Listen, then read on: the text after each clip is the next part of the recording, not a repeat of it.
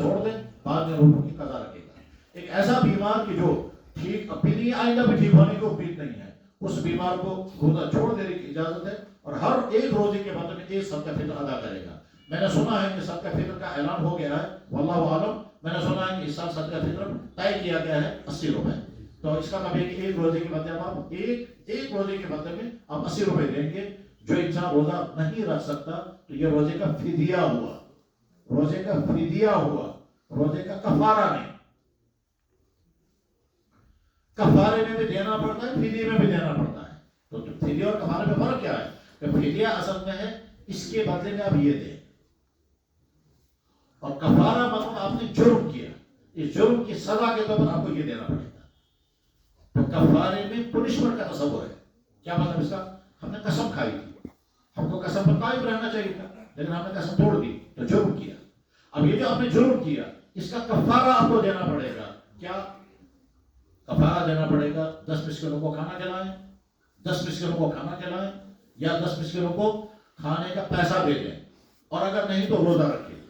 ایک آدمی نے لڑائی میں اپنی بیوی سے کہا، آج کے بعد آپ میری ماں کی طرح، میری بیٹی کی طرح، میری بہن کی طرح، سوچے میں باپ برابر، بیوی برابر، کوئی برابر، ٹھیک ہے، اور نیت اس کی وہی ہے جو قرآن میں لکھی ہے، وہی اسی نیت کے ساتھ۔ اب اسلام کہتا ہے آپ کا نکاح باقی ہے اور آپ بیوی کو ہاتھ نہیں لگا سکتے۔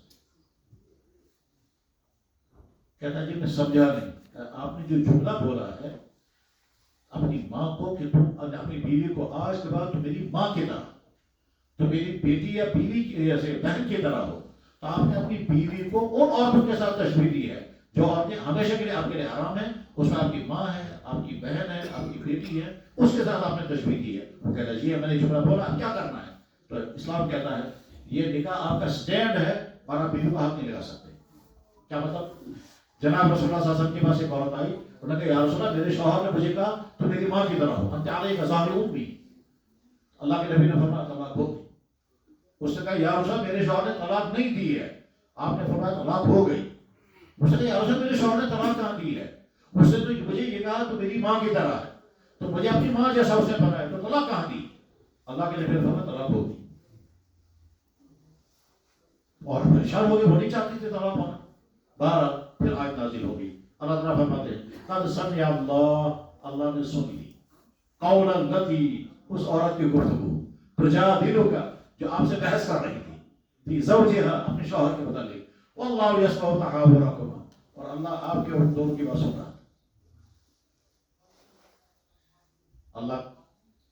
اللہ سن رہا تھا آپ کی آپس کی بحث و تمیز، واللہ سمیع علیم، اللہ ہر چیز سنتا ہے۔ پھر آگے فرمایا یہ کیوں کہتے ہیں اپنی بیویوں کو تم مائیں؟ ماں تو تمہاری وہ ہے جس سے تم پیدا ہوئے ہو، ماں تمہاری وہ ہے جس سے تم پیدا ہو، بیوی کو کیوں کہتے ہو تم ماں؟ چلو اگر تم نے کہا والذین یظاہرون من نسائہم، جو لوگ یہ کریں گے ان کے لیے سزا یہ ہے کہ وہ ایک غلام کو آزاد کریں۔ غلام آزاد نہیں کر سکتے تو پھر 2 مہینے کے روزے رکھیں لگاتار، اور تب تک بیوی کو ہاتھ نہیں لگائیں گے، اور روزہ نہیں رکھ سکتے پھر 60 غریب کو کھانا کھلائیں، تب تک بیوی کو ہاتھ نہیں لگانا۔ میں کہا یہ تماسا اپنی بیوی کو ہاتھ لگانے سے پہلے، یہ جو سزا اس کو کہتے ہیں کفارہ۔ اور وہ جو بیمار انسان ہے جو روزہ نہیں رکھ سکتا، اس کو بدلے میں جو کچھ دینا ہے اس کو کہتے ہیں تصور، جرمانے کا نہیں، اس کو کہتے ہیں فدیہ۔ تو فدیہ دینا ہے بیمار کو۔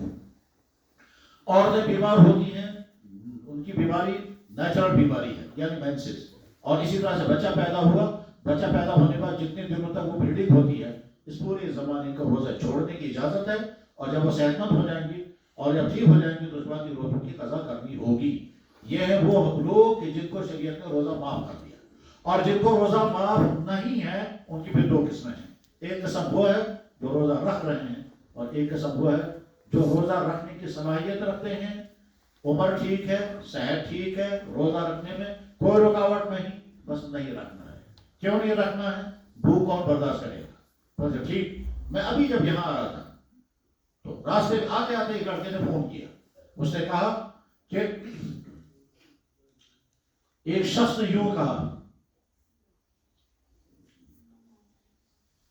آپ کے بحثم شہمت، وہ سوال کہتا تھا کیا یہ آدمی کافر ہو گیا؟ میں نے کہا میں تو اپنی زبان سے نہیں کہوں گا کافر ہو گیا، استغفر اللہ، اور جس نے یہ جملہ بولا ہے وہ خود فون کرے گا، پھر میں بتاؤں گا. تو جن لوگوں کا یہ تصور، یہ ذہنیت ہو کہ رمضان کی توہین نہیں کریں گے، ٹھیک، اور بھی اس طرح کے نامناسب جملے زبانوں پر نکالے جاتے ہیں. اپنے ایمان کو بچائے، روزہ نہیں رکھ سکتے، نہیں رکھنا چاہتے، لیکن یہ جملہ بولنے سے ایمان بھی ختم ہو جائے گا اور ایمان ختم ہو جائے گا، پتہ بھی نہیں چلے گا. کیوں؟ آپ کو کون ڈکلیئر کرے گا آپ ایمان ختم ہو چکا ہے؟ سمجھو آپ کینسر کی پیشنٹ بن چکے ہو، پتہ کسی کو نہیں چلے گا. اور جو لوگ روزہ رکھ سکتے ہیں پھر بھی روزہ نہیں رکھتے، رکاوٹ کوئی نہیں، گھروں میں آرام سے بیٹھے ہیں، دفتروں میں کرسیوں پر آرام سے بیٹھے ہیں، کوئی رکاوٹ نہیں، کوئی مشکل نہیں، صرف بھوک برداشت کرنا نہیں چاہتے، صرف پیاس برداشت کرنا نہیں چاہتے، لہذا روزہ چھوڑ رہے ہیں، تو اسلامی اصولوں کے مطابق یہ بدترین مجرم ہے، یہ بدترین مجرم ہے. لیکن ہم ان کو نہیں کہیں گے آپ مجرم ہو، ہم قانون بیان کر رہے ہیں. سامنے اگر کوئی انسان ہوگا اس نے کہیں گے تم بدترین مجرم ہو، ہم ان سے کہیں گے بھائی صاحب اللہ نے صحت دی ہے،